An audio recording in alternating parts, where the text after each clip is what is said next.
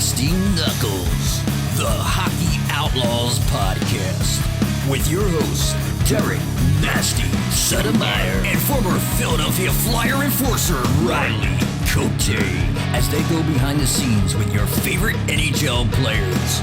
This week's guest is former Philadelphia Flyer and current Calgary Flame tough guy Rhino, Zac Rinaldo.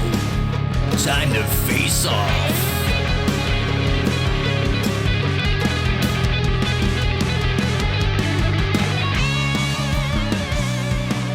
Welcome back to another episode of Nasty Knuckles. What is going on, Nast? What's up, Riggs? What are you saying, buddy? You know, just enjoying the day off today, President's Day, and spend a little time with the family. Nice, man. Nice. I didn't really have a day off. I was in AC this weekend down there for the Atlantic City Showdown. They had a tournament, showcase tournament with about 12 teams. And I was down there. They don't have a pro shop, so they invited me down to do some skates and some apparel and stuff. And Jared, GM there, running the place, does a great job. And everyone there that works with him, Mike and Spock, my main man, who thinks he's tough. Yeah, Spock thinks he can take you, I think, still. Bring it on, Spock. And Nikki, she's awesome. It was great. It was actually fun. Watched a little bit of the games when I could, when I wasn't sharpening wheels. But it was a good weekend anyway. Little tired. Been a long week and a half. Just a little tired? Just a little tired, as Bucky would say. How you doing, man? Yeah, doing good, man. Interested to see how this week goes with the Flyers and the whole COVID situation. Obviously, not a whole lot of Flyer hockey to talk about besides the fact that they've been quarantined for the last week or so. But potential game Thursday. It's still on as of now. We're not sure if it's going to be played. They canceled practice today, so who knows how that's going to go down. And then, I don't think that's a good thing that they weren't able to skate. I don't think so either. Sounds like talked to a couple guys. It sounds like more than one or two, which I think they've announced some people. Oh yeah. And I'm not sure. Is the protocol mean doesn't mean you're positive, but you were with them, or does the COVID protocol mean you were tested positive? I think it's testing positive because every guy has been exposed to it, right? I mean, they're in the locker room and they're on the bench together, so I think it's actually testing positive for it. And there's 5 guys on the list from what I read. Yeah,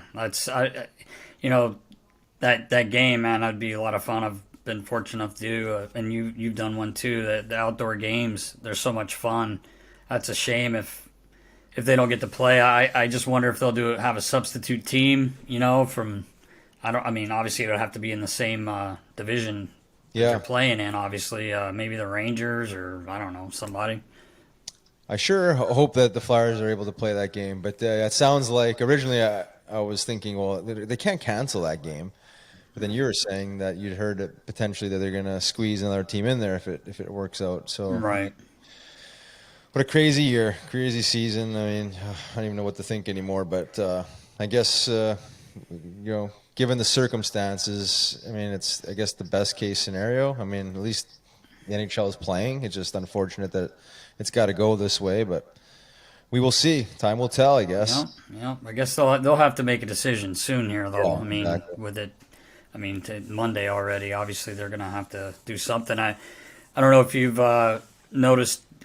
Arizona and the Blues have played each other about. It seems like 12 games in a row, but it's about 6 or so. I don't know the exact number, but they played again today. So they just played each other the last week and a half. Yeah. It's interesting how the setup is, and again, you're going to play these teams whether it's early on or spread out, but you're going to play these teams like you said 12 times total, right? I mean, it seems like every game, but maybe that's the reason why there's so many fighting majors going on in this season. I haven't seen this much fighting probably since I retired almost. Yeah, no, it's crazy. Guys are a little ornery, I guess. Whether it's COVID or playing the same teams over and over again or whatever it is, it seems to be more active in the fisticuffs than I've seen in the previous years. You think? Yeah, I mean, I don't know the why, but I'm not going to act like I turn my head and don't watch it. It's I really enjoyed the other night when Edmonton and Ottawa, at the start of the game, they had a tilt, and next thing you know, drop the puck, and here goes number 2. And like you said, that hasn't happened often in the last few years. I'm sure there have been games where, the intensity was really high, and that's happened. But it's the thing I like about it is the guys are pissed off, obviously. Yeah. And it's not a staged thing. No one's there to watch. So it's not like it's a staged fight. Like, hey, I got to fight their tight. We all know that doesn't really happen anymore. So I kind of it made me want to watch the game because, these two teams are pissed off at each other. Maybe, like you said, playing each other so much, back to back. Even like we just said with St. Louis and those guys, they played about 6 games in a row. But definitely, obviously, I like watching it. And, it's like I said, it's not I don't think it's anything that's like staged. Obviously, it's not staged. So, the guys are emotional, and even the Rangers Bruins game there's back-to-back Tillies and, whatever. Obviously, the game's changed, and you're not going to see that consistently. But I'm actually surprised how many fights there have been, and in a small amount of games, especially in the last 2 weeks or so. It seems like there's a lot more. But again, it's an emotional time of everyone's life, and again, maybe it's just the seeing the same opponents over and over again, and trying to set the stage, like you said. Maybe it's just like setting the tone, and get after it. Who knows? Yeah, Patrick Laine. Yeah, right. Six snipe, shoots it through the D's legs. Oh my God! Sick goal, and then ends up getting in a fight, and he looked great for 6-7 punches. Guy's not a fighter. He got tagged with one, but hey, man, give him credit. He's pissed off. It's kind of cool to see when a skilled guy like that gets so mad that they drop the gloves. But and Torts was all over him and using the doghouse there. So maybe that gave him a couple extra games of breathing room. Who knows? Right. Maybe not. He could be benched after his first shift next game. Generally, the way it goes with Torts, you just gotta stay consistent, stay after it. Yeah. What a big body that guy is. Holy. All right, this interview is brought to you by DraftKings Sportsbook. It's not quite time for the madness that is college basketball in March, but that doesn't mean the fun has to wait. DraftKings Sportsbook, America's top-rated sportsbook app, is giving all new players the chance to cash $100. New customers can bet $1 on any team to hit a three-pointer in any basketball game this week, and if your team makes it rain, you cash $100. That's right, all it takes is for one three-pointer being hit by your chosen team to turn $1 into $100. Sounds like a no-brainer to me, Riggs. This slam dunk of an offer won't be around forever, so head to the App Store now, download the DraftKings Sportsbook, and get in on all of the action. If basketball isn't for you, DraftKings Sportsbook has daily odds on hockey, soccer, and so much more. DraftKings has paid out over $7 billion to its customers since 2012, so they know a thing or two about big paydays. Download the DraftKings Sportsbook app now and use promo code KNUCKLES to get your shot to turn $1 into $100 when you bet on any team to hit a three-pointer in any basketball game this week. That's promo code KNUCKLES for new customers to get a shot at 100 to 1 odds on any basketball team to hit a three-point shot. Only at DraftKings Sportsbook. Must be 21 or older, Pennsylvania only. New customers only. Restrictions apply. In partnership with Meadow Racetrack and Casino. Winnings paid out in 4 $25 free bets. See DraftKings.com/sportsbook for details. Gambling problem? Call 1-800-GAMBLER. Welcome back to another episode of Nasty Knuckles. I'm Riley Cote. I'm Derek Settlemyre, and we're very, very happy to have our good friend. This guy's like a shark, man, on the ice looking for a hit. He can do it all, though. Zac Rinaldo. Welcome, brother. Thanks for having me, fellas. Yeah, man. Thanks for carving out the time. It's good to see you again. Oh, yeah, likewise. How's Vancouver in your hotel room, man? Not usually where you'd be at 8 o'clock on the road. in van. It's definitely a different culture this year, especially on the road. Masks everywhere. Yeah, you show your credentials 10 times more. I've never shown my credentials everywhere, but you have to show them no matter where you are in the arena. It's different. We're here for 6 days, and I've been outside maybe 2 times just for a quick walk around because can't go any restaurants or anything like that. So it's hotel, rink, practice, walk back to the hotel. It's crazy, very easy lifestyle. Yeah. It's crazy times, man. It's just tough, man. Like I can only imagine. Obviously, I didn't go through this, but just talking to the other guys here and other guys, that we're friends with, like you just said, it's weird, man. But I guess, you adapt to it and you do what you got to do. You're almost forced into it. Right? Yeah, exactly.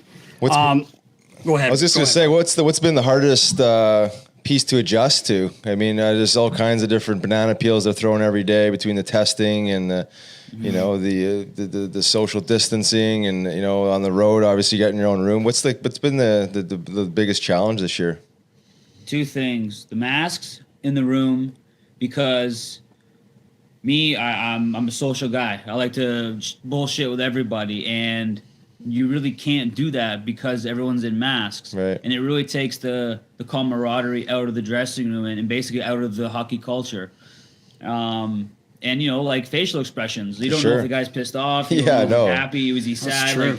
You can't read anyone 100%. because you can't see them. And for me, that's a big thing. Yep. Right. That's how you interact with your teammates. Sometimes you don't have to talk to your teammates. You can just know what he's feeling or how he's doing just by looking at him. Yep. That's tough. And then the second thing is my son, Adonis, he's almost 4 now, and he wants to come to the rink. But he can't come to the rink because of what's going on. And it kills me because – go figure. Didn't want to do anything last year. Didn't want to come to the rink last year or the year before that. But like this, out of all years, this guy's busting my balls to come to the rink, and he's like, "Can I come?" I'm like, "You can't come." So what I'll do is I'll take him with me to get tested. I gotta get tested every single day, even off days. So I'll drive him with me to the rink, but he stays outside of the rink. I'll go get tested, and I'll come back out. But that's the closest he can get to the rink right now. That sucks, man. Because that's man. That is because it's been basically a year. It has been a year now since I left, and one of the biggest things is my son. Elvis. He really misses the boys. And he gets to see him because guys come by and stuff, and he still sees guys, but he really misses the rink, man. And you're like you said, Adonis, he's 4 now, so now is when you really start. They start getting into it. They know the guys, and that's what breaks my heart the most is that he really misses that. But who knows? Maybe he'll get to do it again. Yeah. But Reno, man, again, we're so happy to have you, man. Just wanted to start out. I got a story. So you're drafted 2008. Man, you're in your 11th season, you old fucker. I can't believe it. Look at you. Right? I can't believe you still look good, though. You still look young. But it's 11. Yeah, man. 6th round pick, dude. Says a lot about yourself, man. You're still playing. But I'll never forget. I'm pretty sure it was your first development camp. And they actually changed the rule with the Flyers after that because, let me explain. Riles, you were playing. Yeah. So me and Riley go out, and of course, everyone wants to watch the scrimmage. No one's really caring about the practices and what you guys are going through. So me and Riles go stand out in the corner. Within 6 minutes, you had put 4 players out of commission, and I mean out of commission. And I remember me and Riley were talking about this yesterday. We were like, holy shit, you hit someone. I don't know. One guy I know for sure. You probably remember who all of them were. But you hit 2 guys, probably 2 shifts in a row. They literally carried them off the ice. Yeah. You caught someone coming around the back of the neck like 2 shifts later. And we're just sitting there going, this kid can hit, man. Mm-hmm. And David Laliberte tried to grab you because he didn't know what to do. Like you hit another guy. You literally took 3 players out, not in a dirty way either. I mean, they were clean ass hits, hard, clean hits. And I think we can get into it later, but I think a lot of times you've gotten kicked out of games where you shouldn't have because you hit so damn hard. And that's why I say you're like a shark. We used to say, even Craig Berube would say, He's like a shark, man. Yep. Like it's a talent to be able to catch guys. Nowadays, with the league, you hit a guy too hard, the arm goes up just because their head flies, and you hit him right in the chest. But anyway, back to the story. Poor Lally comes and grabs you because he doesn't know what the hell to do. I don't even know if the guy had ever been in a fight. And you one-punched the poor bastard. And I love David. I haven't talked to him in years. What a good kid. You catch him right in the chin. He goes down. And me and Riles are like, oh, my God. Like, this guy's a wrecking ball. So we go back in. You had to come off because you kind of hurt your hand, I guess, when you hit him. And I'll never forget, him and I are sitting in my office, and you came down the hallway. You had your hand iced up, and I barely knew you. It's your first camp, Riley, and you were like, "Hey, Cote, that was for you, man." And we were like, I was like, I love this guy, man. Yeah. And then Riley was dying, and then sure enough, obviously we get to know you, but it was a hell of a first impression. And they stopped the scrimmages after that. We didn't have scrimmages for since then that I can remember like that. They did 3-on-3 stuff, 3-on-3 games instead of a 5-on-5 because of you, which, hey man, heads up, boys. Yeah, right. You know? I mean, God, thank God. If you hit me that hard, I'd probably be dead. But at least the guys were dead. They told me before the scrimmage not to hit. Like not to like fucking kill people. Jeez. And I thought to myself, I said, that's not hockey. Right. I'm not gonna not hit. Like, I'm here to make the team. Right. That's what I want to do. Right. And I didn't care what anyone told me. So I kind of made a point to hit a little harder just to prove, but kind of put it in their face. Like, no, this is what I'm here for. I'm not here to pussyfoot around. This is what I'm here for. I'll make the team. And yeah, they stopped the scrimmages after that. I remember Mr. Holmgren coming down, and he said, let me guess who your favorite player is now. I'm like, yeah. Pretty easy there, man. Right. You know, but again, they were clean hit. It wasn't like you elbowed someone in the head. I mean, they were just honest to God hits to the chest, guys with their heads down. I mean, after the first hit, if I'm playing in that scrimmage, I'm looking around to see where 63 is. I think that was the first number you had. It may have been something else your very first year, but I would have been looking for you. Like, was it 60? That's how it was. The scrimmages, like 11, 12 years ago, it was kill or be killed. Oh, yeah, for sure. Oh, yeah. Like, I was prepared to fight every single shift because that back then, that's how you, like, made an impression. Even if you weren't a tough guy, you had to go to camp and at least fight once just to prove, like, hey, I can handle grown men. So that's how it was. It was a kill or be killed atmosphere. And then to me, I wasn't a high draft pick, so I had to go and have that mindset. So that's what I did. Yeah. Well, I mean, it worked, and you definitely got everyone's attention. And like I said, here we are, 11 seasons now. You've been playing professional, man. And it's amazing. And it's awesome to see because, you're one of our favorite guys and you play the game hard. And, you've had some guys that get suspended. You've been suspended, but I mean, to me, I always thought when you were with us, you were a fair player. I don't think you've ever gone out there and be, I'm going to do something dirty. No. The game's a fast game. Like, I don't have to tell you guys that. I'm just watching it. You guys have played it. Yeah. But, I remember a special, I can't remember who did it, but I remember years ago when you were still with the team, you had gotten kicked out of games. You got 5-minute majors for the hits, but then you didn't get suspended because after they looked at it and slowed it down, it was like, shit, that was a clean hit. Yeah. And it happened to you a lot, man. A lot. I'm not saying you've ever had a hit that was bad, but. Yeah, I would get called just because if the ref didn't see it, but it was loud enough, then then the ref like, oh, well, it must have been dirty. Look, I heard how loud that was. It must have been dirty or hard enough to hurt someone, so let's call them. And that's I got a lot of calls like that. So then they watch it and review it. But I feel like some of your hits too, like you're just a powerful guy, man. And if a head goes flying back these days, even the last 4 or 5 years, I mean, you hit a guy in the chest and their head goes back, you get the arms going up. Yeah. I mean, and it probably shouldn't sometimes, like there's bad hits, obviously, but. Yeah, I remember Lappy. I love Lappy. Lappy's a great coach. He's a great guy. I love Lappy. But he told me one time I was coming off the shift. He's like, Rhino, he's like, you don't have to kill the guy every single time. you hit the guy. He's like, just ease up a little bit. And that hurt me. Like, that hurt my heart because I'm like, well, we're playing hockey. Like, I'm going to go out there and I'm going to give it all, every single thing and every single little detail. I'm going to do it my heart. And if I'm not playing with my heart, then I'm not going to play. Right. And it really hurt me that someone told me that. I never understand, never processed why someone would tell me that. Why ease up on a hit? Why would I not want to go through that guy every single time? Right. But as years went on, because of the hockey culture and how it's going, I have to ease up right now on 90% of my hits, unfortunately. Sure. Yeah. But if I didn't lose money in suspensions, I think I'd have a different mindset. Right, 100%. It hurts, right? I'd have a different mindset because back in the day, 8 years ago, you got suspended, you wouldn't lose money. You would just get like street cred almost. Right. Like, yeah. Exactly. Back then, it was like cool. It was almost a cool thing. Like, got suspended, fuck. Yeah. Your nails. Like, 100%. Yeah. Until they start drawing all that cash out of your paychecks, right? And then it really hurts.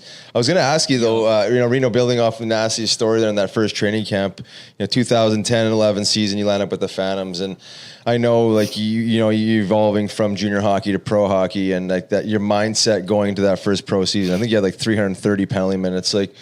What was your mindset going into that season? And then what did you learn? Like, because you're touching on it right now, and I wanted to kind of talk about it a little bit more. Like, because I know like we had coaches meetings and talk about Reno, and we got to tame this guy. You know what I mean? Like, not tame him, like, but like, you know what I mean? Like, keep him in the lines because because you're explosive and you can cross over quickly. But just talk about your mindset going into that season and what you felt like you needed to prove to the organization that you were able to be a full-time NHL player. Well, that camp, I was 30 pounds overweight. Right. I remember that. Them telling me you're 30 pounds overweight, go down to the AHL and lose the 30 pounds. Right then, I'm like, okay, I fucked up. Let's go down and let's lose this 30 pounds. That was my first thing. Second was, I don't want to be here in the AHL. So if my role is in like the hit, fight, energy guy, let's do it to the best. I want to be the best at it in the whole league, best out of my whole team every single night. And that was my mindset. I didn't want to be in the AHL. I want to be in the NHL. And I thought if I hit everything that I saw, fought everyone that came in my way, and tried to play the game at the same time, I'd be where I wanted to be when I was needed. So that was the only thing in my mind. That's it. That was. And you did it to a T. Because you were killing guys that year. I mean, I remember it like it was yesterday. Like, it was like every game was like you left your fingerprint on the game, and it was it was explosive hits and just turning it up and guys coming after you because like you were like Dassie said, you're a shark, and it was actually amazing to see and how responsive you were to the coaching, right? To lose 30 pounds, I didn't know it was that much. I knew you and a couple guys we had to kind of keep an eye on. 210, eh? 210. They wanted me at they wanted me at 180 because the camp before that I was like 175ish, lean, fast, and I can move easier. But I came into camp at 210 because me and my dad were like, well, Zach, like, you want to play in the NHL next year? You want to fight these big guys and throw your weight around the big boys, like the grown men? I'm like, yeah. So I just ate and I worked out and thinking, okay, I'm going to fight these big dudes. I'm ready, but I got to be heavier. I don't want to be thrown around. But clearly that wasn't the vision that they had for me, which is nice. 100%. So they told me what I had to do, and I was dedicated to do it, and I did it. Yeah, you did an amazing job because I remember, the conversations, like I said, like just going from, what they were expecting out of you and then how you delivered. You were a very coachable guy. You did everything that, management and the coaching staff asked, and obviously you got rewarded for it. I mean, I think that following year you landed up playing, I don't know how many NHL games with the Flyers. I was a black ace. I was a black ace that year, and I played my first NHL game in the playoffs. In the playoffs, right? It was 2010-11 season, and his first two games in the show were playoff games. Playoff games. That was the year Boston won. But I gotta funny story about that too, and it's funny because you end up playing with this guy. I don't know if you should remember this. I don't know if you will or not, but we were already down 2-0 to Boston. It was the year after we came back and beat them when they were up 3-0. So this is you get your black ace. So they put you in game 3. Yeah. And Mark Recchi. Yeah, lined up against Mark Recchi. That's right. Yep, that's right. That's exactly right. And so we play the game. We lose the game. Somehow you and I ended up, I was going out to the equipment van. You were going to your car, I'm assuming. So the team bus the Boston Bruins bus is out there because we have, still got to play game 4 even though we're down 3-0. Yeah. So I'll never forget. Yeah. We're walking out and Milan Lucic Big Luch is standing over, minding his own business on his phone.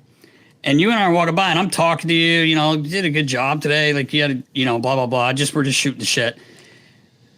And you look over. Well, we both kind of looked over, and Luch is standing there. Now, obviously, you didn't know him at the time. No. I didn't know him. And he's on his phone, and he just kind of, looks at us as we walk by. Riles. Reno goes, the fuck are you looking at?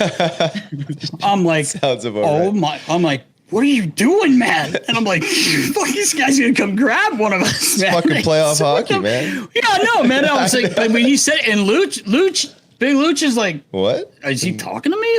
He didn't say anything back.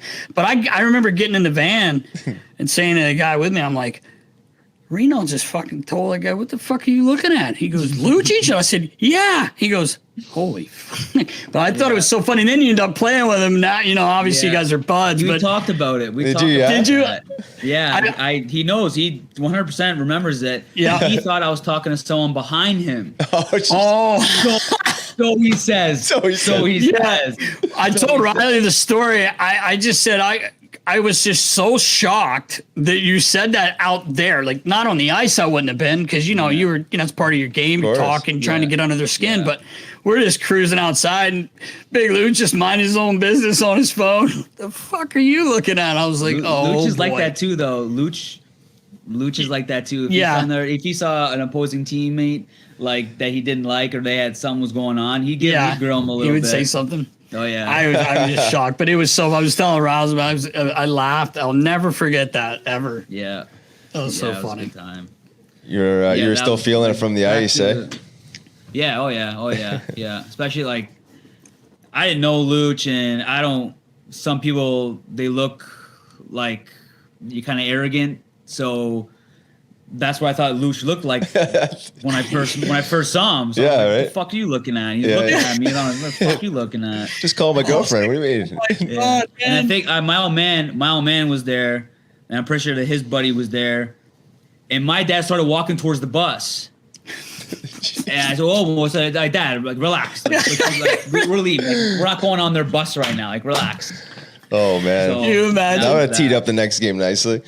Oh my God. I would have dressed my old man. My old man. Right? Do that. You go talk to him now. Yeah, you go. Yeah. That's so funny. It just makes me laugh too because now, you played with him in Boston too, right? Because he was still in Boston when you were there, or he was gone. Yeah, that's right. Okay, my bad. So Calgary anyway, but it's so funny. You guys play together now.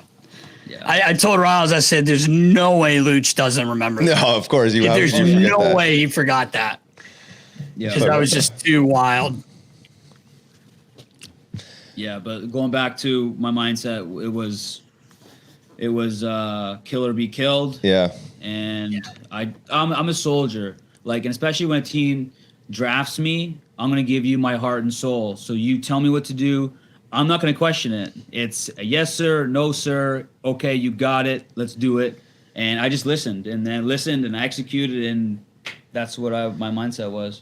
Yeah, and you've done an amazing job over the years to really kind of find your groove and adapt to the new game. Like you kind of touched on it, where you're pulling up on 9 out of 10 hits now because you'd be suspended all the time if you finished every hit. But you're one of these last enforcers still floating around the league. You obviously you can skate, you're explosive.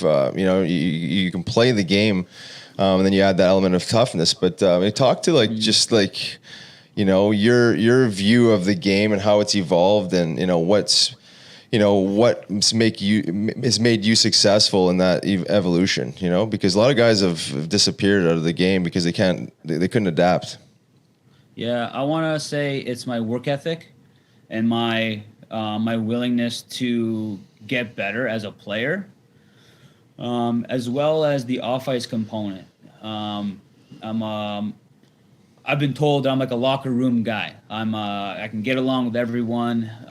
My hard work is like contagious in practice. So when I'm working hard every single practice, that kind of gives motivation to other guys to also keep working hard. So I think it's all those into one is what's been keeping me around through my career, especially these last 2 years. Coming into Calgary I was on a PTO, so it was literally kill or be killed again, because if I wasn't going to sign the contract, I don't know what the hell I was going to be doing. So I had that mindset where I literally just gave myself to them, and just whatever you wanted from me, I'm going to do. And I was just myself the whole time. I gave them my real raw self, not like I didn't put up any walls. I didn't fake anything. I didn't have to play the political side. I didn't want to do political or business shit. I was just, this is me and this is what you're going to get.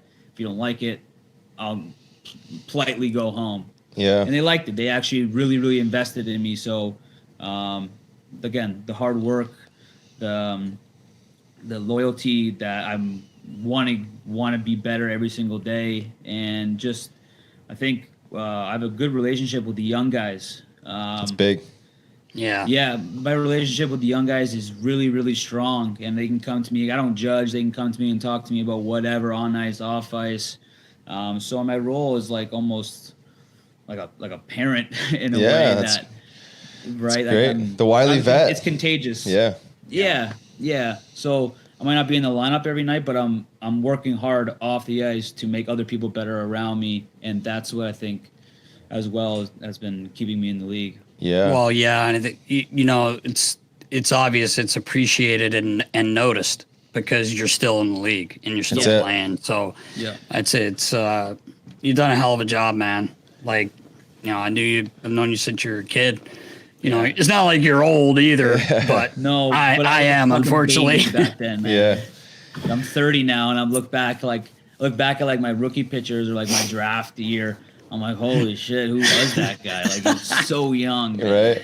I know, man. It's crazy. It's crazy. You guys come in there and you're literally kids, man. It's wild, but you've done a hell of a job, man. I'll tell you that. Thanks. Yeah, I was going to ask Reno on this topic. Like, talk to your off ice training regimen, because I know like you've been really dialed into,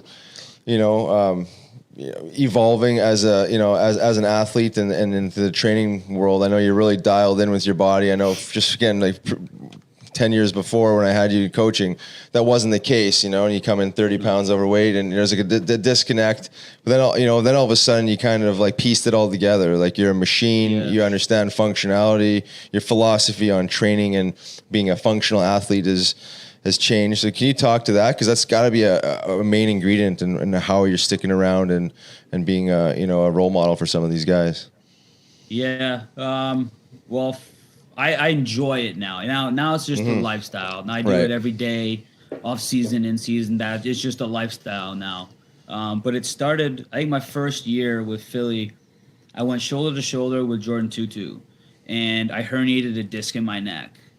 And from that injury, that created so many other injuries and other problems in my body that I had to deal with. So I teamed up with a therapist back home in Hamilton who introduced me to acupuncture. And every time I was on his table, he was teaching me as he was treating me, like anatomy and all these, and it was just so interesting to me. And high ankle sprains, and I have so many injuries, but every time I've been injured, I've learned how to heal my own injury without having to need a therapist so I'm learning as I'm on the table, and I've been on the table quite a bit from my injuries, and I just had a really big passion for learning and educating myself on the body and the anatomy of the body and how to take care of injuries and how to do it on my own instead of having to rely on someone else to do it. And it just grew and grew, and now I'm at place where, this off season I had like 4 different types of training that I did just because I'm hungry for new ways on pushing my body into different limits. I don't want to keep doing it really pissed me off. For like 4 years in a row, I was doing the same workouts every single summer. Mm-hmm. To me, my body was like so used to it that I wasn't getting stronger. I wasn't getting faster. It was fucking boring to me. Yeah. So I'm like, there's got to be something different. And then I found the Raptors strength and conditioning, assistant strength conditioning coach, Noah, in Toronto. He's 23, but his kid's a wizard, like educated to the nines. And this guy was doing stuff that I couldn't do. And it was so challenging for me that it made me want to do it even more. Yep. And then that grew into just it opened my world to a whole different type of training. And then I met new people that were doing this and met new people doing that. And it just opened the doors. Now I'm just hungry for basically pushing my body to the max, to where I'm almost puking every day. But smart wise, sure, I'm smart with it. I'm not killing myself just to prove a point. I enjoy doing that. Yeah. So that's been but my injuries are the main cause of me finding my passion in a way. So it was like a blessing in disguise. Yeah, amazing. And then outside of the actual work itself, I know you're pretty tuned in with recovery products, like the CBD and the functional medicinal mushrooms, stuff like that. I mean, it's like you're essentially ahead of your time with that. And I think the younger generation, from what I've learned with the Flyer guys, is that they're catching on to this, and there's this evolution of thinking. I'm looking back at my career, it was like almost like caveman days. And, thinking of like 20 years before that, where it's like there was no real focus on recovery at all. It was just go out and drink beer and shut her down and wake up and do it all over again. Now guys are so mindful that they're not only just in tune with their bodies, but they're understanding how to relax after the game and sleep properly and wake up feeling really fresh and be able to attack the day the next day. So it's nice to see you evolve into that role. And I think I don't think that you would be playing today if you really hadn't become conscious enough to recognize some of these things. So props to you, man. Mess. I'd be out of the league, out of shape, broken mentally, broken physically. But still to this day, like it's like me getting up in the morning sometimes with my neck, like I'm fucking in one. Yeah. Like you stay on top of it. Still, can only imagine banging and crashing out there. So imagine my neck without all these resources that I have. Right. Oh, I'd be bad. Yep. Yeah. I mean, the all you guys that play probably. I mean, any level pro, but especially at the highest, which you guys both, Riles, you did, and Zach, you still are. I mean, the game's not it's not like it was, like you said before, but still, you running into something, you're still going to hit someone, and your body getting hit like that. Yeah, you've got pads on, but the way it moves, it's not what your body's supposed to have. It's, same as like football guys getting hit, but you guys, I mean, I can only imagine you waking up sore a lot now. Like you've played 11 years, you played your whole life, but you're a physical type player, and it's like you said, you gotta have days where you're just like, oh my goodness, like I'm sore. The game's faster now, right? So right, the speed that you're hitting someone, that one hit could possibly accumulate to like 5 or 6 hits 10 years ago. Yeah. Because we're moving so fast, and the hits are not there as much too, I think, is because there's the art to it. You have to angle, right? There's angling, but the game is so fast that it's so hard to angle these players these days. Yeah. Because the game's going so fast. Because if you angle him like an inch wrong, he's gone by you and he's probably scoring a goal. Right. So you got to make sure that your angle is down to a T to hit these guys. And if you think for a split second that it's not, you just don't hit them. Well, that's it, right? Skate with them. Yeah, and that's the difference between like the old school way, right? You would have no problem going north and trying to blow someone up and missing him and going the other way, and him going back towards your net. Yeah, exactly. Where now, like the coaching and the philosophy is like if you can't get the hit, like you're angling and trying to cut him off and go back towards and get that angle. So there's a lot more mindfulness into that as well. And then again, self-preservation as you get older. I mean, as much havoc as you wreak on other opponents' everyone's bodies, like it does take its toll on your own. So, you know, if you ease up on, 8 or 9 out of 10 of those hits, like you're preserving your body too, right? You're not putting your body in a situation where you might dislocate your shoulder, every third game. So, I guess that's just the way things evolve, especially when you're mindful, right? I mean, it's just the game, the philosophy, the coaching, everything has changed so dramatically. And it's the guys that adapt to it and understand it that survive. And when I was young in the league, my first 2 years, and the older guys that were tough, but it was like their last 2 years, 3 years, 1 year in the league, they kind of stopped, or they eased back on the hits and they eased back on the fighting. Yeah. And I always told myself, I'm never going to ease back because I'm never going to do it, because like I was so young. Sure. And I didn't know any different, that like I was pissed off at guys that I look up to that were tough, but then they stopped being tough towards the end of their career. And I was like, I'll never do that. Yeah. I'm not saying I'm not tougher. I'm not saying I'm not going to still go and hit and bang people out, but you're way more mindful now when you get older. At the end of your career, you're very... You pick and choose when to do it. Got it. Because you know when it's more effective and stuff like that. So if I were to tell my 21-year-old self, I'd smack myself in the head. Yeah, right. No, I know speaking of the game being fast, Reno, you're out there, you're out west, and you guys got that big rivalry with Edmonton. Yeah. I've been on the bench. Obviously, I've seen Connor McDavid. I know the answer to this question, but you're on the ice playing against that man. How is he unbelievable or what? I mean, it's just stupid, isn't it? It doesn't make sense. It's like he's cheating. Yeah. Like a cheat code, hey?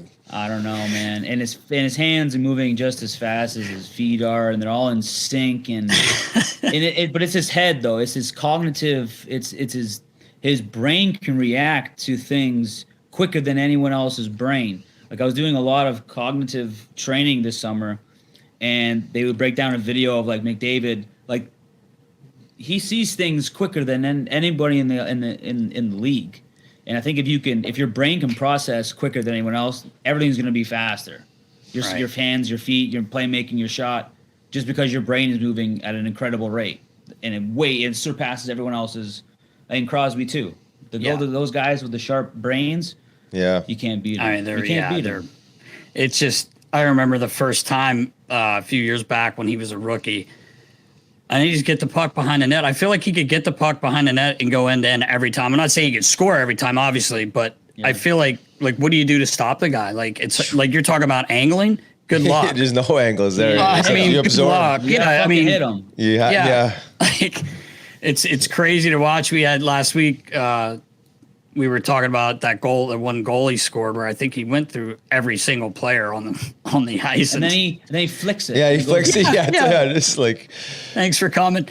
Yeah, it's crazy, man. But you're getting to see that, and that the what do they call it? The Battle of Alberta. Battle of Alberta. Yeah, but they are fun games to watch when you guys are playing.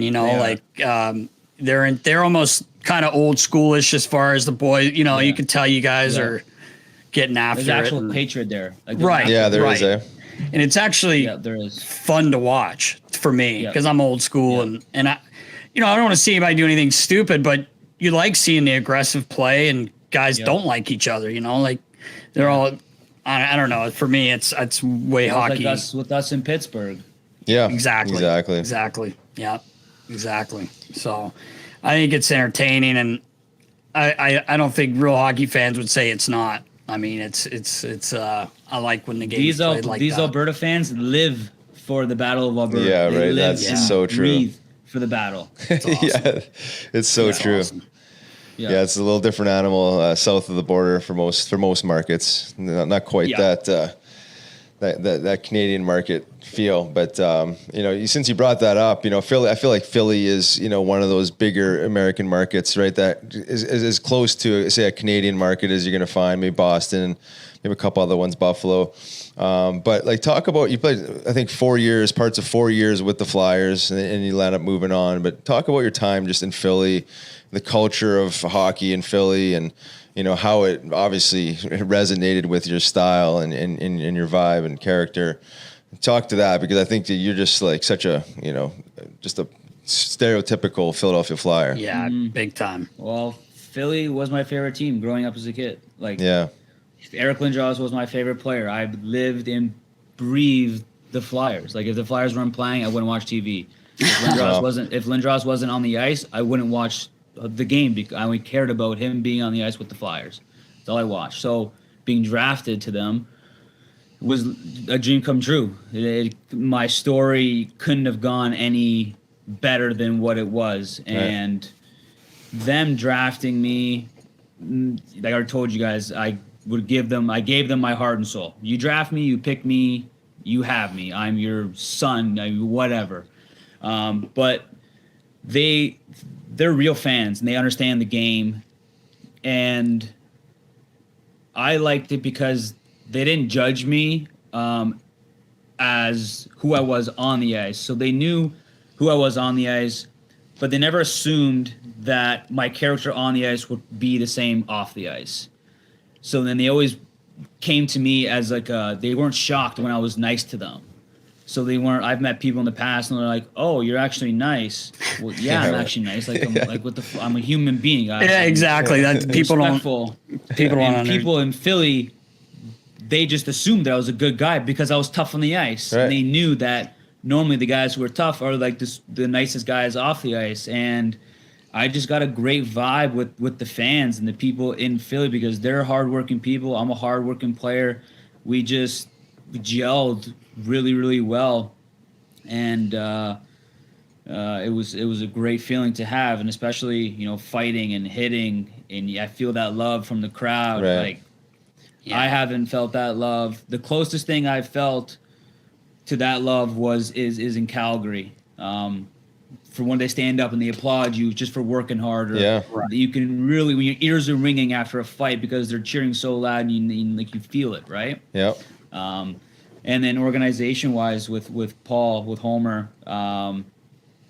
he was a hard-nosed person, hard-nosed player. He was a hard-nosed coach, and I loved that about him because I have an old-school mindset. So if you want hard-nosed hockey, then I'm your guy, and I loved performing for him and playing for him, and I thank him every single time I see him for choosing me. Like I said, you didn't have to draft me. I saw him at the golf tournament, and I said, like, thank you for picking me. Like, and I said, anything down the road that I can do for you, like, I'm here for. So I said, whatever you need me for, like, I want to just give back to what you guys gave me. So my time in Philly was a dream come true. It was amazing. Yeah.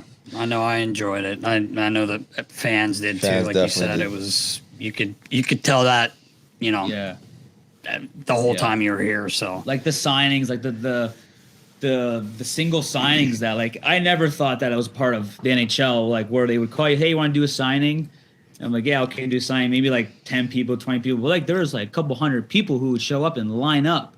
Yeah. And to me, seeing that, and for me alone, I was like, shit, like special. It was a really humbling experience, and it was a really cool.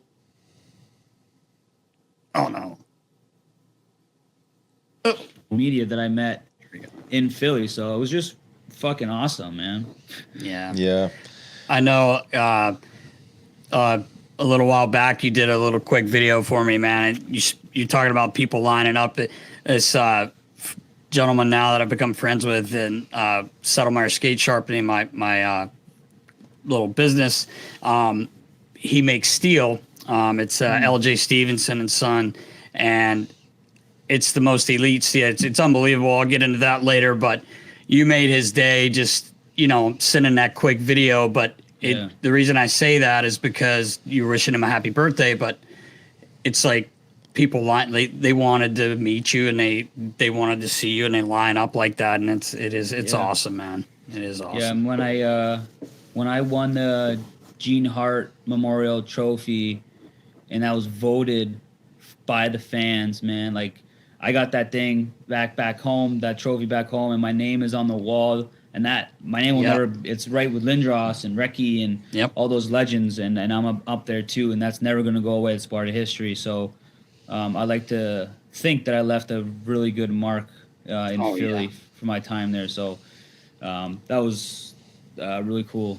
Probably the best things ever happened to me. Yeah, no, that's awesome, so cool. You got to be disappointing when you left Philly and you landed up in Boston there, but probably bittersweet. I mean, you know what? I was excited for change, but I learned that the grass is not always greener on the other side.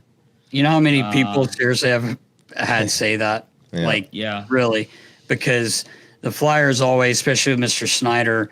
I mean, you guys were his kids. We all were. Yep. I mean, he literally loved everyone, and he treated all of us like we were family. And that, that sounds cliche. People say, "Oh, it's a family." No. He made you feel that way. Girlfriends, wives, because it was genuine. Everyone, it was genuine. That's how every win. Every win, he'd come and shake everyone's hand. Yep. And if you lost, he came down too. Yep. That was the thing that I loved about him, because he didn't have to come down then. No, but he did because he cared about you guys, and he was amazing. But he was awesome.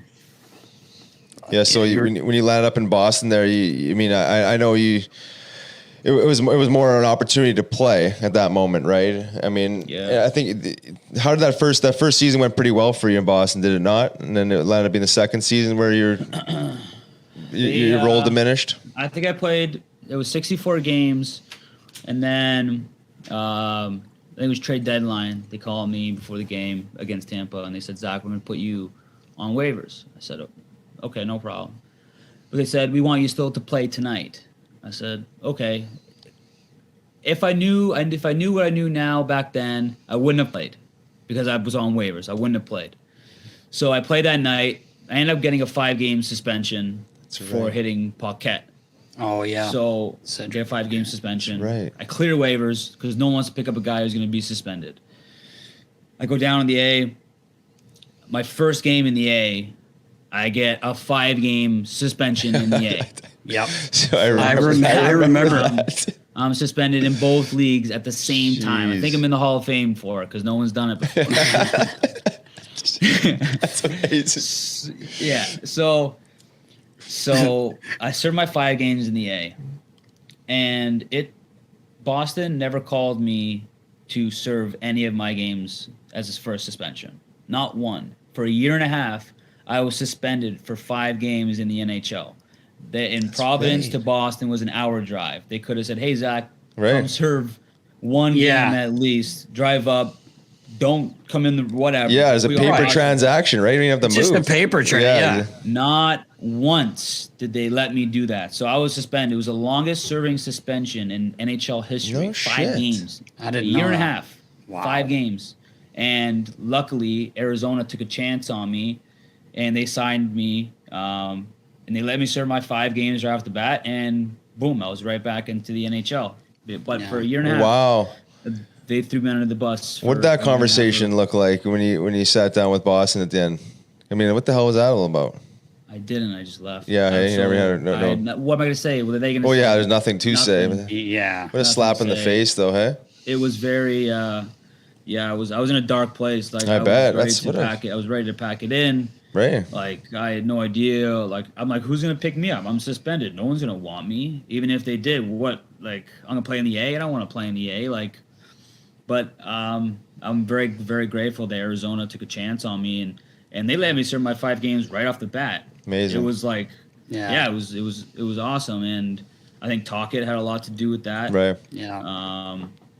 Like hard-nosed working guy, and he appreciated my hard work, and he let me serve my games, and I was in the lineup every night with them. So amazing. I owe them a lot too. I'm very grateful for what they did for me.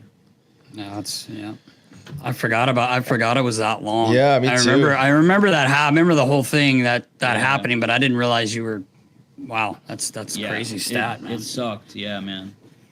Yeah, most people wouldn't have recovered from that, I don't think. You know what I mean? Like you said, it's hard. It's hard to get that second chance and then have a team believe in you and give you, a chance to burn those 5 games and then give you an honest shot. But obviously, they believed you enough to get those games out of the way, and then you were going to be a big part of the team. So, that's amazing because who knows? That could have been really the end of your NHL career, right? I mean, you could have been bouncing around from American League team to American League team, and who knows how it would have gone. But obviously, you were doing something right? Your attitude had to have been somewhat in line, and your work ethic is always there. So that wasn't ever a question. It was just a matter of someone taking a chance on you. I think it was probably just around just like, are you a liability or not? Probably in that moment, right? It was just like, but I think you've proven that you're not, you weren't anymore, right? I mean, you kind of learn from those mistakes and move on, right? That's all you can do.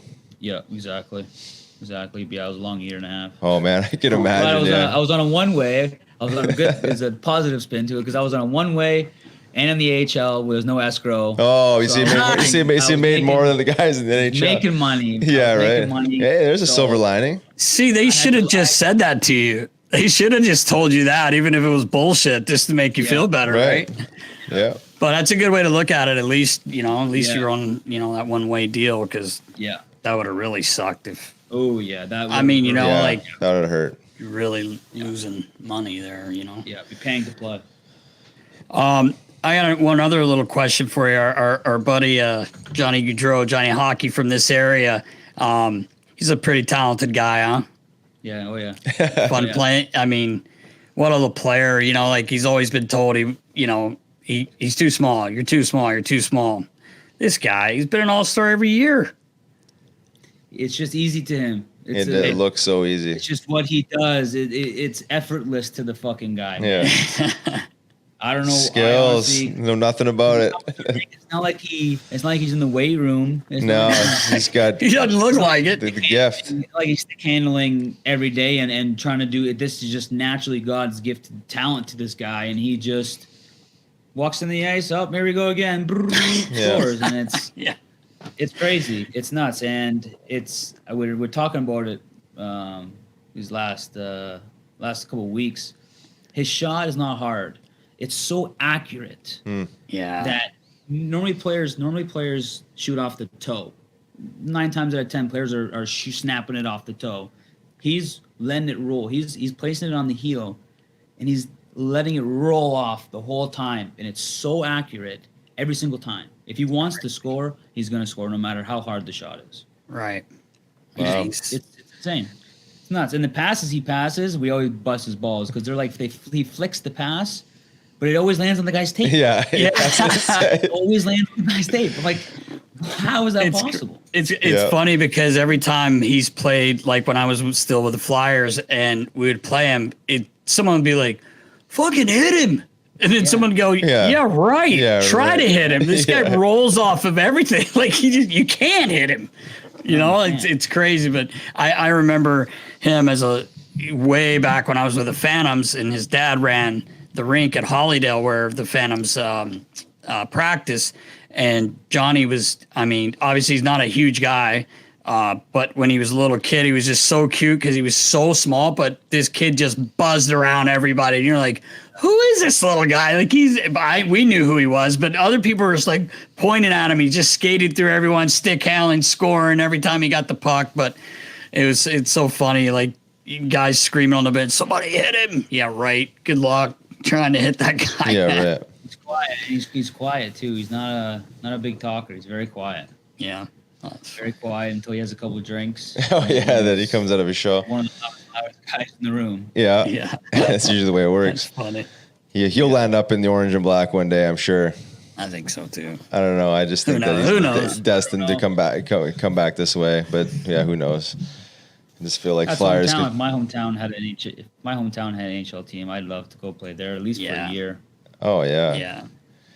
It'd be a dream. He plays well too when he comes to Philly. Oh yeah, he does. Yeah, it's like he always does something. Yeah. Man. Or when he plays Philly, he usually he usually lights it up. Actually. Yeah, he does.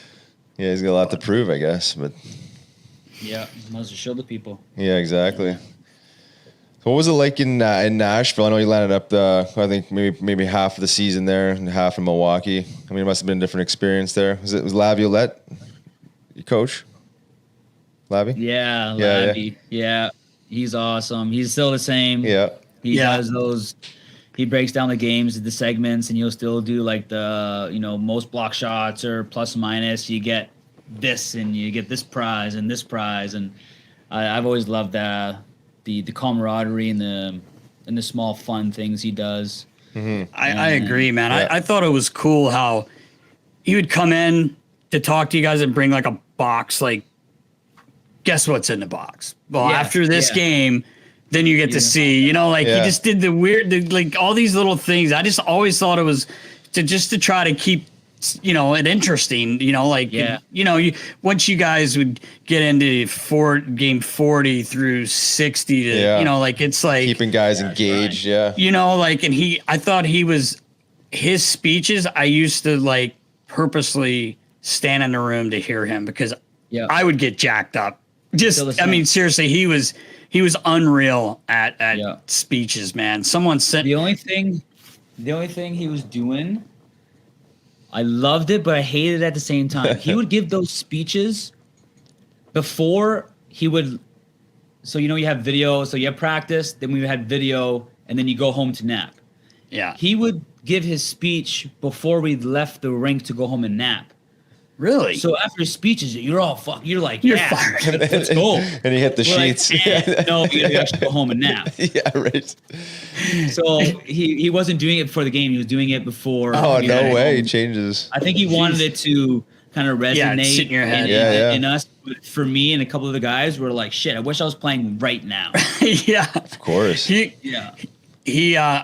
other day, my men's league team, which won another championship, Reno, in case you didn't know. Not a big deal, but anyway. I saw the post, buddy. You can't you saw it. Anyway, so I'll get the guys are always a group text, just like, you know, your team, you have the group text. Yeah. And this thing, I have to just turn the ringer off because y'all ding, ding. These guys are like, do you guys work? Because we're all these things. But anyway, someone sent a video from when they did the 24/7 when you were on the team because you're actually in the clip.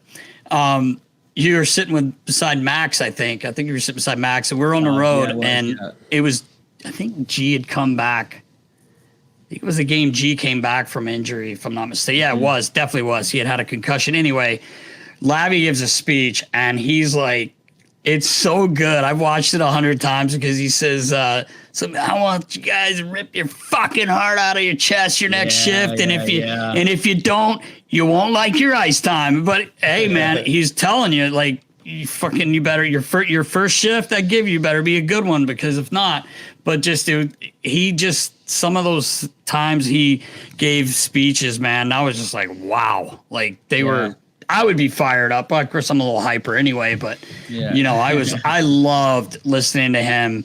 You know, not carve you guys or but like, you know, just get you guys going. He's very passionate.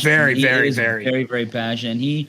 He also adds that family element to the team. He's a very family oriented person, and he basically brings his family mindset and his family morals into the locker room. And when you get his sons coming in the room and his wife's always around the other wives, and it's just, he also helps create that family vibe. And I think he did a really good job with that in Philly, when you have already a family orientated organization, and then you brought in Lavi, who was even he was great more at it, family orientated. We were literally we're a family in there. It was amazing for sure. And nothing's changed with him. And maybe he's a little more analytic than he was with us in Philly. But I think everyone is now, right? Like it's you get swallowed up in too many numbers, man. You can go down some dark holes.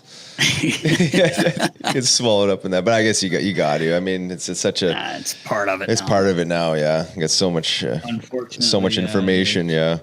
I remember getting the post game breakdowns with the Phantoms when I was coaching, and there were like 13-page reviews of, like, you know, every possible breakout, every possible entry, and this and that, and times squeezed off and times chipped in and this and that. I was like, holy jeez. I'm like, what happened to the old eye test? You know, it's like the thing that makes me laugh, and like, obviously I'm pigeon equipment guy, but like watching you guys play, like, and you break down these numbers, but it's like there's bounces you can do nothing about. Right.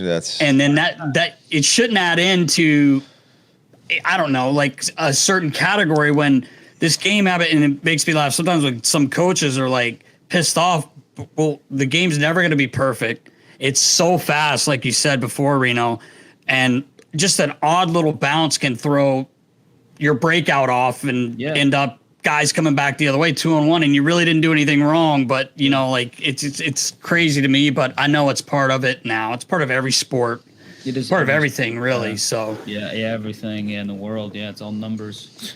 Yeah, I think there is still a fine line there where I think maybe coaches justify their own jobs by like over analyzing sometimes. Because I remember again, like just like going through breakouts and like, oh yeah, we broke the puck out with left-handed defenseman out of left corner 6 times in the first period, and it's like, well, maybe that was like just the puck was coming. Yeah, exactly. Yeah, and then on the other side of it, like offensive zone attacks. Well, obviously every team on earth is trying to enter the zone with possession. But so when we chip the puck in or we put the puck into a place to go back and get it, it's probably because you're getting squeezed off. It's not because that's your option A. Yeah. So these numbers get bundled up into these circumstances, but it could be just the right decision in the moment because that's the way the defender played it. Maybe exactly. Maybe their D's were really good that night, and they were gapping up. Exactly. Chip it in 9 times out of 10. So it's like, we don't want to do that, but it's still a safe hockey play, right? I mean, it certainly beats turning the puck over at the blue line, going back the other way. So it's. Yeah. I don't know, but you have to have it. I still think that there's like a hybrid of like the old eye test and the energy. You got to feel the game too, right, and see how the game went. Because sometimes the numbers kind of work against you, but even though you feel like you played a good game, like you come back to the locker room or the coach's office, and you be like, shit, we played good, but the numbers, the numbers aren't showing that. Yeah. But I mean, I remember when Craig Berube, Chief, and you Zach, obviously you know him. Played under him as far as he was an assistant at the time. He used to say to me, boys, it's all right here. I don't need the tape. I don't need to watch it. I watched it once. Yeah, right. He gets his head job. He's in on the computer. I'm like, oh, big boy. Let's go have a beer. I thought you didn't need it. Oh, I had to break this shit down, man. I'm oh, you said it's all right here. Yeah, well, it's I got to do this now. Yeah, so. Right. Oh, it's all in my head here. Yeah. Okay. How quick it changes. Yeah. Right. I'm sure Chief could honestly coach an NHL team without that. You know what I mean? You go back like 30 years before all the, before the tapes, he would have been totally fine with just going off the old eye test. And Zach, I got a question for you. I don't know why it's popped in my head, but so since they've put the iPads on the bench. Oh yeah. Yeah. I feel like I know there's a time where it probably comes in handy. Obviously, it comes in handy, especially during a timeout. But I feel like when the play's going on, so many guys are not watching the game because they're looking at you always see guys reach back and they want to see while the game's going on. To me, that's just my opinion. I think that's crazy during the game. Like when the whistle blows or timeout, I feel like, okay.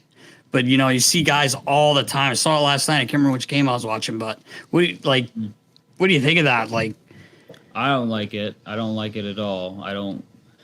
I'm old, so I get an old school mindset. I don't like that stuff. I don't like all those TVs on the fucking bench too. You can look down at the TV. Yeah, right. Just look up on the big jumbotron. I don't like it. But at the same time, I think it's good for centermen if they're getting beat all night long and they want to take a look at what he's doing for the next face-off. I think that's key, but not during play. Not during the play. Not during the play. I just feel like you're missing game. You're missing part of the game, especially if it's like a younger player in the league. I'm not saying they're doing that. I'm just saying I feel like during a timeout, no problem, obviously. Yeah. But I just feel like when the game's going on. Yeah, it's also respect for the game too, right? When the game's going on, have some respect and be in the game. Right. Don't be on the iPad watching the game. Have some respect. So TV timeout, you do what you want and get what you need because. I don't like it, but it's a good tool to have. Yeah, for sure. Yeah. Yeah, I think it just gets a little bit misused, like you're saying there, Reno. I mean, it's It's all timing, right? I mean, I think on the bench, you should be engaged in the game, like you said. Like you should be focused on the game. Your energy should be focused on what's going on, not your own shift. Like you can reflect on your shift. You know what you did. You know what I mean? You know your last shift. It's like, but to your other point, great for face-offs. I think for getting the shootouts and stuff like that. Goalie tendencies and stuff like that too. I think it's a valuable tool, but I just think sometimes, to Nasty's point, that it's a little too much. It's just like let it be. Put a period on the end of that last shift and just move on. These guys are pros, man. These guys know. It's not like nothing they never heard before. Sometimes I also think that players are doing it to show the coach. Right. That's a good point. Dialing it in. I don't know what the fuck I'm looking at, but it looks like I'm doing something. Yeah, exactly. I can't get anything done on the ice, but I'm really focusing on my past shifts here on the bench. Fuck, I feel like half the game the last couple of years since these things came in, coaches were handing it to me going, it's not working. And we got IT guys running out to the bench, and meanwhile someone needs a stick, but I'm handing an iPad to some IT dude. But yeah, it's crazy. It's the game, right? It's like we said, the changes. They put the what? Trackers. They put the the new chips in our jerseys. Yeah, and they're gonna start putting out like how fast we were skating, and I don't know what the details are for it, but I know they're gonna be coming out with like more data about individual players. Like they're putting chips inside of our jerseys, and I'm not sure what they're going to do with it, but they're going to start promoting it, like the littlest detail in individual players. So this is like personal coaching mechanism. It's not like a league mandated thing, is it? Like this is not for information for like concussions or anything. This is for like performance of the team and the player. For fans. For fans. Right. Yeah. Oh wow. Yeah. So like I think this is what they're doing is like during the game they can see how fast I skated from on my back check, how quick I got to the blue line, how quick I got to that guy. Gotcha. And stuff like that. Interesting. So, that is very interesting. Like we're video game players. Yeah, I know exactly. Yeah, right. Wonder where the technology will go next. I mean, I don't know how much more there is to tap into, but they'll find another dimension. They'll find too. it. Yeah. They have robots for line. Yeah, you have the old earpiece in, right? Yeah. Yep. Imagine that. Oh boy. Well, I appreciate the time, Reno. I know we're chewing up time on the road. Yeah. You might have a hallway party. Oh, we don't want to mess your hallway party up, but seriously, like Riley said, really do appreciate you joining us, man, and really proud of you, man.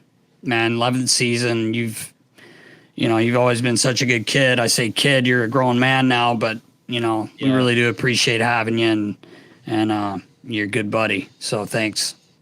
Thanks, guys. And you guys have both always been there for me. So you guys are my friends and my family. So I appreciate Thanks, you guys. brother. Appreciate it. Appreciate you, man. Always good to see you, man. Good luck. Likewise, guys. We'll talk soon, all right? Absolutely. All right. Hey, and you tell Ozzy, congratulations. He just had a big night the other night. His 1,000, 1,500. 1,500. Yep, that's right. 1,500 games. Make sure you congratulate him. The NHL, huh? What's that? He was as a player. Yeah. Yeah. Corey Osmond. Yeah, you didn't know that? No, I didn't know that. Oh, he's a beauty, man. I've known him a long time, man. He's a great guy, and Depot too. Tell him I said what's up too. Great guy. He always asks about you. Great guy, man. Love those guys. All right, brother. We appreciate you, man. Take care, guys. All right, we'll be in touch. Thank you. All right, that interview was brought to you by Manscaped. We are in the thick of winter and a storm's a brewing. It looks like 1 to 3 inches are in the forecast when you trim that hibernation bush that's taking place in your pants. Luckily, our partners at Manscaped specialize in products to make sure you're walking around town with a beautiful set of snowballs. Manscaped is here to provide you the best tools for your grooming experience, offering precision-engineered tools for your family jewels. When's the last time you shaved your balls, Nast? Actually, not since breakfast, but that was when I did. Ooh, freshly groomed. The Lawnmower 3.0 trimmer is the best hygiene tool for the modern man. Because of their ceramic blade and advanced skin-safe technology, your snags on your snowballs will be reduced. The trimmer is also waterproof, so you can trim in the shower or jacuzzi if you're a savage. Manscaped's Performance Package is the best buy of 2021. The Performance Package comes with the new and improved Lawnmower 3.0 Weed Whacker, ear and nose hair trimmer, performance boxer briefs, and a travel bag. Have you ever noticed how nasty nose and ear hair is? In fact, 79% of partners polled admitted that long nose hair is a major turnoff. Might as well use the best tools to do the job. This bundle also comes with the Crop Preserver Ball Deodorant and Crop Reviver Ball Toner. The Crop Preserver is anti-chafing ball deodorant that will make your balls smell nice and make you feel like your testes are walking in a winter wonderland. The Crop Reviver is a spray-on toner for your balls. Wow. It's made with soothing aloe and witch hazel extracts that will make your balls look up to you and say, thank you. Wow. Don't get cold feet this winter. Get 20% off and free shipping with the code KNUCKLES at manscaped.com. They also have a ton of other amazing men's hygiene products on their website, from disposable mats for your pubes to your foot deodorant. 20% off with free shipping at manscaped.com and use code KNUCKLES. That's 20% off with free shipping at manscaped.com and use code KNUCKLES. Thanks, Manscaped, for making our winter wieners look so good. Wow. Interesting. That is amazing. You always want your winter wiener to look good. Always. I haven't talked about balls like that since I was 14, I don't think. I don't know. You've got them. You got to talk about them sometime. Wow. Well, thank you, Manscaped. Also want to thank Zac Rinaldo for being an amazing guest, a good buddy of ours, a former colleague of ours as well. I coached him in the minors. You had him with the Flyers. An awesome guy. What a overall coachable player, adapted to the new age hockey game. This guy, self-preservation. He's found a way to adapt, stick in the game, stick in the NHL. And continue to be, a force to be reckoned with. So appreciate him coming on. Yeah, exactly. And I wasn't kidding when I said I was proud of him, because we both are, because it's tough, man. When he had a role when he first came in. The game was different, like we've talked about before, and he's found a way and to stay in it. This is 11th season, and you don't stick around if you're not a good guy. And he's not playing as much as he wants right now, obviously, but when things get tough and the playoffs come around and the games like that, that's a guy you like having in there, because he's gonna do whatever the coach asks of him anyway. So he's just a great guy, and I am so happy for him, because they seem to really like him there in Calgary. Yeah, he's a great role model for those young guys. Like you said, he's got an awesome attitude, and he's not playing as much as he would like, obviously. But the fact that he's able to keep and maintain a good positive attitude is essentially the reason why he's still around. So, when he gets in the lineup, he knows what he has to do. He's a very, I say predictable player. You know what you're going to get out of him. He's honest. And like he says in the podcast, the fact that he's had to learn how to hold up and ease up on some of these hits, so he's not constantly going to be suspended and missing games, being out of the lineup. So, props to him for finding that role. It's not an easy role, right? Everyone wants to play, and everyone thinks that they should be in the lineup every night. And, it takes a lot of willpower to kind of just, bite your tongue sometimes and sit back and have to watch. Unfortunately, it's just the way sports work sometimes. But one of the last standing old school guys, right? How many guys are there like that left in the league where they're, that are so programmed to be, physical and and relentless like that? Yeah, it's there aren't many left, and like you just said, when he first came to the league and turned pro and came to the league, he he wanted to hurt you. With his hits and the way he played, his physical play, and like he's learned how to, adapt to the newer game. And I know he'll still hit guys, but there's times where he's processing in his mind, okay, this guy's going to turn his back or whatever, because some guys do turn to a hit, which I don't think's fair because the game's so fast. Right. For the guys going in to just make a clean body check and a guy turns their back and all of a sudden it's a hit from behind. But again, I don't play the game. You play the game. You would understand that more than me. But just as a fan and seeing so many games, I know the last couple of years that kind of bugs me when a guy will turn away from a hit. And you know how fast you guys are going on the ice. I mean, it's hard to just – you end up hurting yourself probably if you try to either jump out of the way of hitting someone or anything like that. But he's adapted and he's stuck around, and I don't think he's going anywhere anytime soon. Yeah, no, for sure. And I do agree with you. I struggle still with that play when guys' defense mechanism is to turn their back on a hit. It's putting themselves obviously in a vulnerable situation that they're going to get hurt, but it also puts the guy hitting them in a bad spot too, because no one really wants to hurt anybody out there. We're looking for the nice clean hit. But when you turn your back like that, as you mentioned, once you're fully engaged in the hit and someone turns their back, there's no pulling up. You've engaged. The hit's now delivered to just how bad the hit's gonna look, depending on how the guy exposed himself. So I always thought that if guys did that, they should get penalized as well, because it's not fair to the guy hitting them, and you're exposed to injury that way. So there's still some work to be done on that, and it's probably a tough one for refs to call because there's a lot of judgment on that one. But happens so fast too. So fast, yeah. But nonetheless, something to keep an eye out for. So appreciate Reno coming on.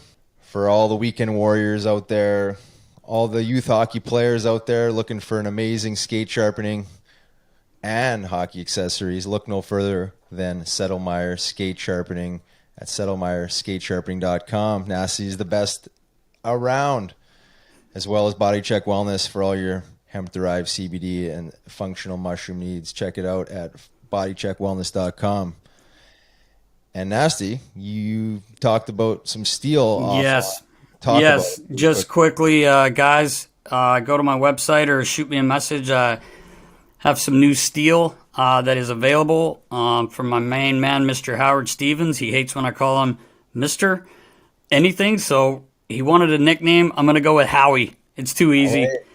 It's not very creative for me, but I'm going to go with Howie now. But, check it out. LJ Stevens, Steel, and they're awesome. He's awesome. Just want to throw that out there. You guys message me about it. Some really good things going. All right. Howie's got the steel. So thanks again, Zac Rinaldo, for hopping on. This wraps up episode 10 of Nasty Knuckles. Tune in next week for episode 11, and our guest is a surprise. We'll announce it later this week. Take care, Knuckleheads. We'll see you then. See you, Knuckleheads.